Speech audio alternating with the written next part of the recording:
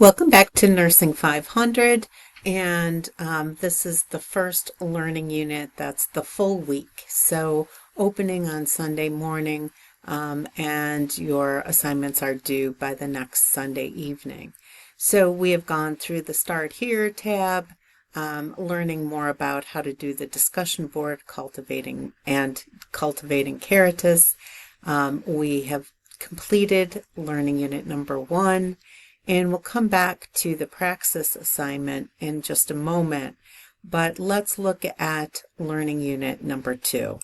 So learning unit number 2, we're talking about Watson's theory and the application of Gene Watson's theory. So as far as our work for the week and the objectives, is by the end of this learning unit, you're going to best be able to interpret what Watson meant in speaking about the concepts of core and trim and how that's applied in your own nursing practice. And I'll just tell you a brief story about core and trim that I experienced not long ago. One of our adjunct faculty was bringing clinical students, pre-licensure nursing students, RN students, to an acute care floor at a local hospital. And it was not a busy day. And the adjunct was saying how the students were complaining they were bored. And she had them practicing then inserting IVs. And I just thought to myself, yes, the trim is essential. We need to care for our patients and have the skill set required of us, depending on where we practice. And that skill set, that trim, differs. And I have nothing against starting IVs. I'm an IV nurse. I worked many years on IV teams. I have still do home infusion therapy. So it wasn't that I was against teaching our students skills. But I know oftentimes, especially our pre-licensure, are really focused on that. And it was just a lost opportunity to maybe review the aspects that are the core of nursing.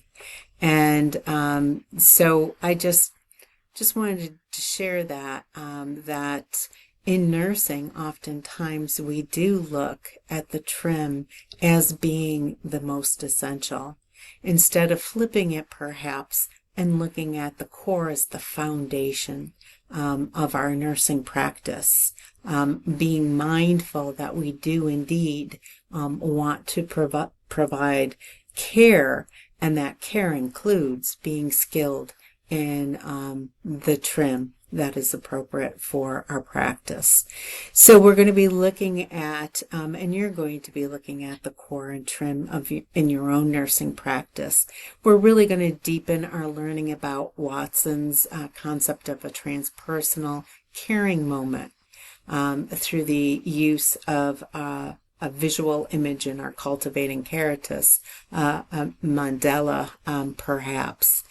And while the readings, not chapter 4, which is one of our readings in your text, but the ebook, the e-chapter that I have available for you, can be a little bit difficult to understand, I challenge you to read through that e-chapter.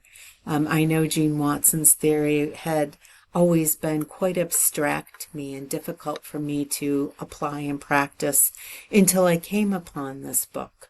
And I'm very grateful for Dr. Sitzman to help me best understand the theory and apply it. I also had a chance to meet Gene Watson and be with her during a time when I was at the University of Arizona for integrative nursing fellowship. And she is truly amazing. And her care and compassion always shines through, but yet the abstractness that you may be experiencing when reading her theory, I do believe by the end of this learning unit, you will best be able to apply the theory of human caring and human caring science. And then we're going to look at your first leadership praxis, which is developing a guided mindfulness meditation, which would be due next at the end of next learning unit. But I like to introduce, I know everybody's schedules are different and we may want to move along a little bit quicker. I try to keep us in the learning units together, but yet I try to introduce any one of the additional assignments a little bit earlier to give you a chance. So you're reading chapter 4 in your text. You're already watching this video, and let's look at some of the other things that we will be doing this learning unit. So this is where you're going to find the e-chapter. Plus, I had posted it as an announcement last week. There's a video about Jean Watson's life and her life journey, and she has had quite a life journey with many joys and as well as much sorrow. She shares pretty openly about this experiencing the suicide of her husband, the loss of her eyesight. So she has had her share of joys and accolades and sorrow. So she, it's good to get to know her a little bit as we're reading her human caring theory. Then there is Heart Math Institute. For those of you who have taken other courses, such as the Resilience course, you know we go to Heart Math Institute for our biofeedback practice. A lot of good information for well-being found within the Heart Math Institute. And this is a survey that I ask you to take that will just look at your own personal well-being. And just for your personal use. Again, this isn't something that you need to share, but you can get some objective feedback relative to our own strengths and weaknesses. There's the discussion board number 2, and I'm just going to pause for just one moment. Of course, it's time for our hallway to be vacuumed while I'm doing this. But so discussion board 2 is asking you to reflect and answer 3 questions in the one thread about Jean Watson's theory of human caring. And so you can read through that. There is a video about the ripple effect. And I'm going to pause again and see if maybe we can get that. I'll wait until that's done. I'm not sure how much you're hearing. Okay, let's continue. So the ripple effect is, it's a beautiful video that I'm asking you to watch. And then our Cultivating Caritas is posting a photo, an image, a self-created art such as a mandala that expresses the week's concept of the ripple effect of a caring moment. Please make sure that you include a brief written summary, and brief is great, brief summary as to why this image expressed the concept of caring moment to you.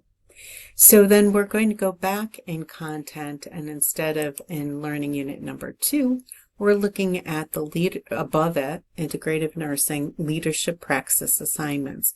Now you can find them all in your syllabus, but I like to walk you through a little bit of what I'm asking of you. And so this will be, this tab will now open and it will show you the Leadership Praxis Assignment number 1. So again, this is due in Learning Unit number 3, and we're in Learning Unit number 2. But if you want to get going on it, you can see what I'm asking, and you're going to develop a guided mindfulness meditation audio. And this is really demonstrating that your ability to apply the practice of mindfulness to enhance your well-being. So part of our text includes information about Thich Nhat Hanh, who unfortunately is no longer with us, and looking at mindfulness as far as an application of Gene Watson's theory. So as we go through, it is essential to care for our own selves so that we can care for others.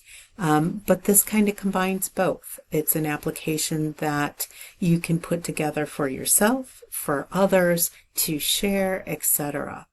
And it will be, you will guide us in mindfulness meditation. So you can develop your own guided mindfulness script, or you can find one. The internet is full of good mindfulness meditation guided scripts. So it gives you the words.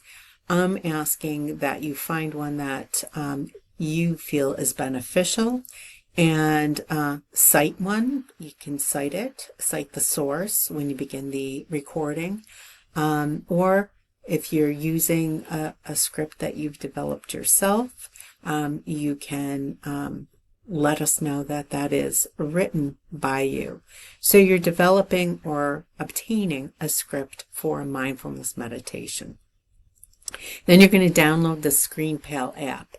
And yes, I'm going to have everybody going through the ScreenPal, using the ScreenPal, which is what I'm using right now, because it provides you with a link, and it is a way that we can share easily the work that we've done.